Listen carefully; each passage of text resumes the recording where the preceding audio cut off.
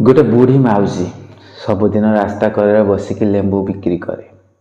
से पटे दे गोटे लोक सबुदिन आसे आ बुढ़ी माउसी पाखु लेंबू किणी सारा पर बुढ़ी माउसी कहे, माउसी तुम लेंबूर टेस्ट जमा भी भल ना।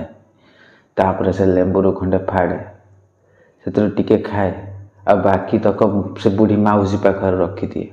तापर से घर को बाकी लेंबू धरिकी पलाए। एमती से सबुदिन करे किंतु ता स्त्री जानीपे।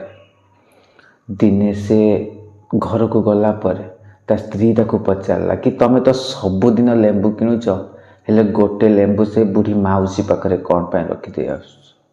लोकटी कहला कि से बुढ़ी माउसी जनक एते गरीब जे से निज इच्छा गोटे लेंबू खाई पारे आ से एते स्वाभिमानी जे मु चाहिए भी ताको गोटे लेंबू जाचिकी दे पारे।